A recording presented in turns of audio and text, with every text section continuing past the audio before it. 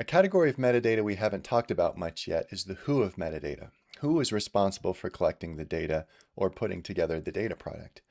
There's a few different categories in EasyEML that represent the who of metadata, and that is the creators of the data product. This is the list of people who are primarily responsible for the creation of the data product.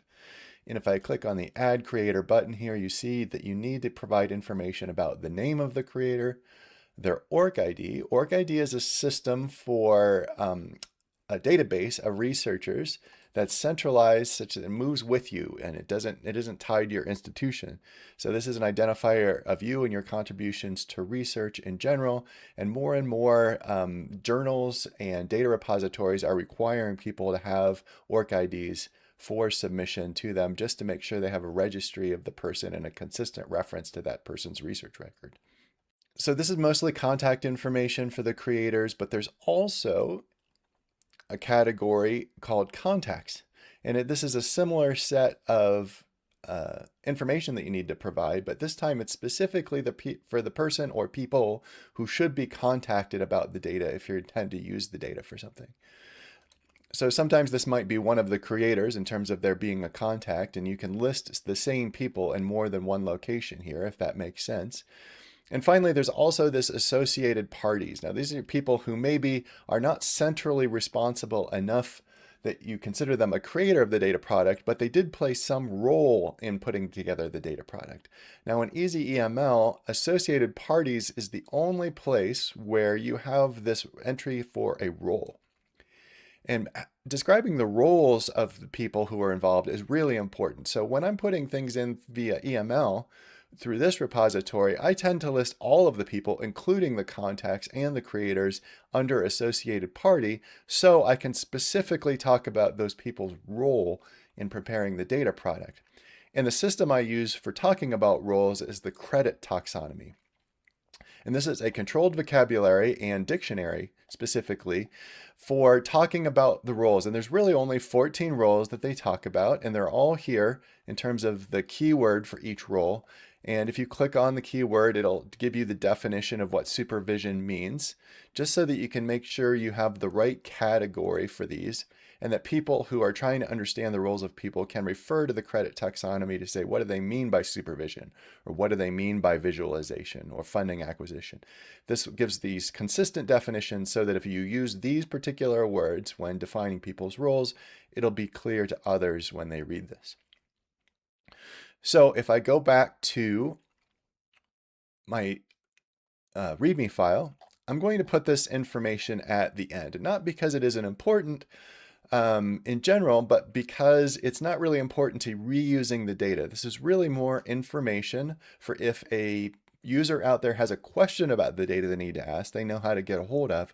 But it's also important for promoting collaboration. I know there are a lot of data products that, because I had them well organized and was able to give to people, I got several publications out of that in terms of it prompting collaborations with people on different research with those data and different uses of those data that I didn't do myself. So if we go back to our R session, we want to add information about personnel to our README file. I'm going to put it here at the end after our methods. Again, not because it isn't important, but because it's not really central to reuse of the data, and it's really more information that people need if they can't figure out something about the metadata, or they just want to contact people about how they plan to reuse the data. So I'm going to add a section for people that I call personnel and roles. Again, I need to do my automatic numbering system for a first level header. And then I'm going to go ahead and break these up into the same sections that EasyEML uses. Now, this isn't really required necessarily, but perhaps it's useful to make the separation between the people that are really central to the creation of the data product versus those who just played a role and maybe were not that central to the actual manufacture of the data product itself. So the other category I have here then, other than creators, is associated parties. And then after that, I'm going to have a section for contacts.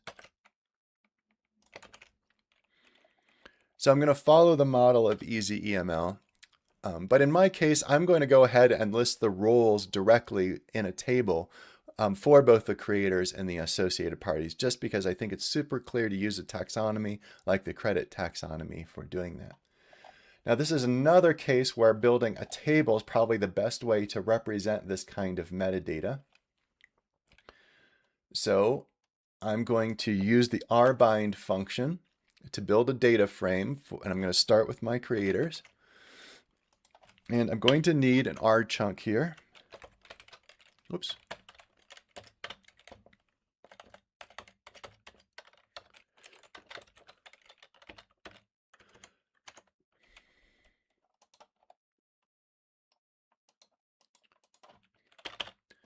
So we have a first person in our list of creators here. And in this case, this is going to be a graduate student of mine, Madison Foster. And we're going to give a given name, a middle name. I'm just going to call that a second name and a family name. And I've tried to use headings here that are generic to several different systems and different cultures and nationalities in terms of how these names are listed. The family name is not always the second name as it is here in the US. So I'm going to call this the given name, the second name, or what we would say a middle name, and a family name, or what we might call the last name. Then we have an organization. In this case, it was Montana State University at the time the data was collected. The email address, now I don't really want to put email addresses in my learning materials, so I just put a placeholder for an email address here, a fake email address. And then an org ID, and Madison has an org ID, which you can look up, but again, I'm not going to put personal information in here. And this is the structure of an org ID. It's four-character identifiers. And finally, a role at the end. And here is where, I actually have a misspelling here. Here is where I have the credit taxonomy names,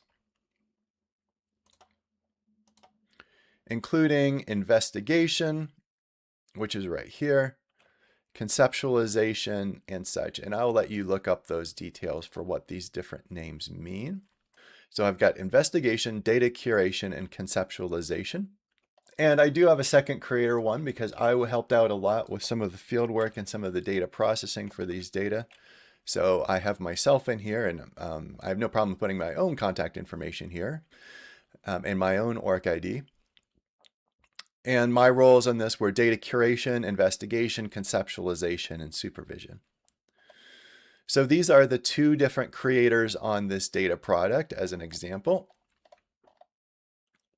And I probably want to give some information about the nature of this table. So I've also have this bit of markdown to put before this table to say that the specific roles in generating the data product are defined using the credit taxonomy with the link, so that if somebody needs to look up the credit taxonomy to understand these terms, they're able to do that with a simple click. And finally, we need to put this table in the report. Now, by default, the table is going to have the column headers based on the names of the columns in the data frame. Now, these are code variable type names, and they're not as nice to read. So I want to put different names on the actual table, and I'm able to adjust the column names that show up in the table when I use cable with the call.names. And this just replaces the column names for the data frame with these names that are a little bit more human readable in terms of a given name, a second given name, a family name, organization, email address, org ID, and role. So we can render this to our README file.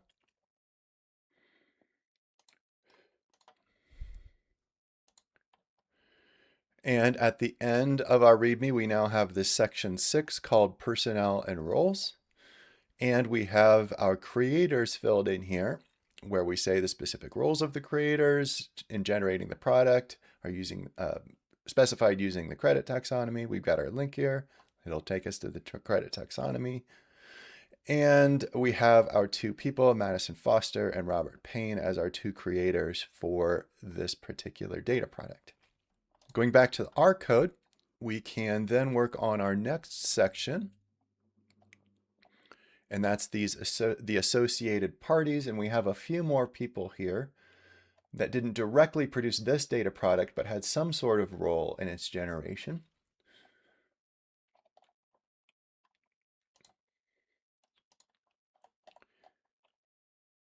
So I'm going to add some more text and a chunk here.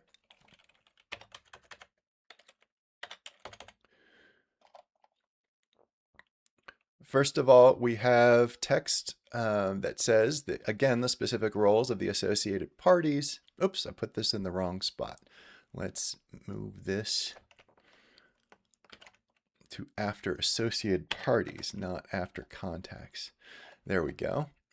And the specific roles of associated parties in generating the data product are defined using the credit taxonomy again. And in this case, we have some other people. Venice Baird works for our library, and she is a data curation librarian that has been involved in the way that we build these data products. So we like to give credit for that in terms of the data curation aspects of generating this data product. Sean Williams was an undergrad working for the lab that helped collect the data, so he was part of the work and investigation. And then Stephanie Ewing is the lead PI on the project. That's really important for funding acquisition and the conceptualization for why we collected the data, and then the supervision of the people who collected the data. So these are the type of people that you might have listed under the associated parties for a given data product that didn't directly help make the data product, but certainly had some role. And finally, we need to say something about contacts. Now here, I could make another table, but the contacts I have is somebody who's already listed. So rather than relist that information, I'm just going to add a note in Markdown here that says Robert A. Payne is the primary contact with email address and org ID listed above. So we filled out these sections. I can save this. Oh, we still need to put the table into the report. So I need to make another call to cable here in this code chunk. And same idea as before, I need to give the names of the columns in a more human readable form than we have for the names of the column in the data frame. If I save this, rebuild the README file, refresh. Now I have filled out the table for associated parties, and I have the contact information in terms of who is the primary contact.